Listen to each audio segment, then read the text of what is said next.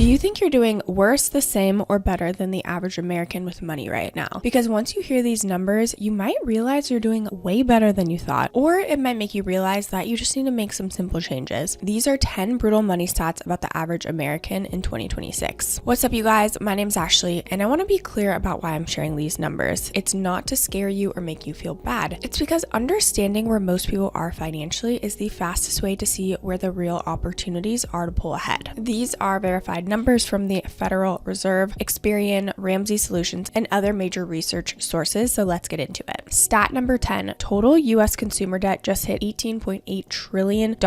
As of the first quarter of 2026, total consumer debt in the U.S. reached $18.8 trillion, an all-time record according to the New York Federal Reserve. To put this in simple terms, the average American is now carrying $105,444 in total debt. That number is heavily shaped by mortgage debt, which does make up to 70% of that total. But the more concerning part is the non-mortgage consumer debt, things like credit cards, auto loans, and personal loans, averages $21,603 per person. That's the debt that's actively working against you, and at current interest rates, it's winning. Stat number 9 is 42% of Americans have less than $1,000 in savings. Almost half the country is one unexpected expense away from a financial crisis. One car repair, one medical bill, a few weeks of lost income. That's all it takes to completely wipe out the financial cushion of nearly half of all Americans. This is what financial fragility looks like at a population level. It's not that people aren't working hard, it's that there's almost no buffer between them and a debt spiral when something goes wrong. If you have more than $1,000 saved right now, you're already ahead of 42% of this country. If you don't, that number is your first target. Not the stock market, not crypto, a $1,000 buffer first. Stat number 8, the personal savings rate in 2026 is 3.6%. Americans are currently saving just 3.6% of their income. To understand what that means, let's give some context. In the 1960s and 70s, the average American savings rate was consistently above 10%. In the 80s, it was still above 8%. People are now saving a lot less than half of any historically healthy benchmark. So if your household brings home $6,000 a month after taxes, a 3.6% savings rate means you're keeping $212. Financial experts generally recommend saving between 10 and 20% of your income to build real wealth over time. The gap between where most Americans are and where they need to be is significant. Stat number 7, 29% have more credit card debt than emergency savings. Nearly 1 in 3 Americans going into 2026 has more high-interest credit card debt than they have in emergency savings. Think about what that actually means. A financial emergency for these people doesn't just drain what little savings they have, it adds to an already expensive debt load charging 21% interest. That combination makes escaping the paycheck-to-paycheck cycle structurally harder with every single month that passes. If this is you, the math is clear. Your highest priority financial move is not investing, not index funds, not crypto, it's eliminating the credit card balance as fast as possible. Stat number 6, only 17% have enough saved to cover a year of living expenses. True financial resilience, the kind where a job loss is an inconvenience instead of a catastrophe, requires having roughly a year of living expenses available. Only 17% of Americans are there. The rest are exposed in varying degrees. Some have 3 to 6 months, many have less than 1 month, and 42%, as we just covered, have essentially nothing. A 6-month emergency fund isn't just a personal finance cliche, it's the difference between a job loss being a crisis and being an opportunity to find something better without desperation driving every decision you make. Stat number 5, the average credit card APR is 21%. That is the average interest rate Americans are paying on their credit card balances right now, the highest average in the modern credit card era. For every $1,000 you carry on a credit card, you're paying $210 a year in pure interest. For every $5,000, that's $1,050 a year. Money that is building wealth for your credit card company instead of you. Here's why this number matters so much. The average stock market return is about 10% annually. You cannot out-invest a 21% guaranteed cost. It is mathematically impossible. Paying off that balance is the single highest return financial move available to most Americans right now. Stat number 4, 34% of Americans are struggling or in financial crisis. According to Ramsey Solutions 2026 report, 34% of Americans, that's 88 million people, describe their financial situation as struggling or in crisis. Another 52% worry about money every single day. Only 20% feel like they're actually getting ahead. The financial stress the average American is carrying isn't just a numbers problem. It's affecting health, relationships, and the quality of life in ways that go beyond a bank balance. On the flip side of that, though, the gap between struggling and stable is not always as large as it feels. A consistent savings habit, eliminating high interest debt, and having an actual documented financial plan, which only 31% of households actually have, can shift lift someone from the struggling category to a head category faster than most people expect. Stat number 3, the median 401k balance is $44,000. You've probably seen the headline that the average American has about $167,000 saved for retirement. What the headline is leaving out is that number is being pulled up by a small number of very large accounts. The median 401k balance, the number right in the middle when you line everyone up, is $44,115. Most people's retirement savings looks a lot more like $44,000 than $167,000. And for anyone in their 30s or 40s, $44,000 is significantly behind where experts say you should be. Roughly 1 times your salary by 30, 3 times by 40, 6 times by 50. If you're behind on those benchmarks, the single most impactful move you can make is increasing your 401k contribution percentage, even just by 1 or 2% this year. That small change compounds into a dramatically different retirement. Stat number 2, only 31% of US households have a documented financial plan. 2/3 of American households have no documented plan for their money. No retirement projection, no debt payoff timeline, no savings rate target, nothing written down. And among those without a plan, 43% say it's because they don't have enough money to bother. But research consistently shows that people with documented financial plans save more, carry less debt, and feel more financially secure regardless of income level. A financial plan does not require a financial advisor. It's 3 questions answered in writing. Where are you now? Where do you want to be? And what specific actions are you taking this month to close that gap? And that's it. That document alone puts you ahead of almost 70% of American households. And stat number 1, US adults correctly answer only 49% of basic financial literacy questions. Less than half of basic financial literacy questions are answered correctly by the average American adult, and that number has barely moved in a decade. Despite financial content being more accessible than ever before, people know more investing terminology than they did 10 years ago, but fundamental concepts like how compound interest works, what an index fund actually is, and how tax-advantaged accounts function are still failing the majority. Here's why that's actually good news if you're watching this. Financial literacy compounds just like money does. Every concept you understand gives you a framework for the next one. The fact that you're here, paying attention, and watching this already puts you ahead of where most people are willing to go.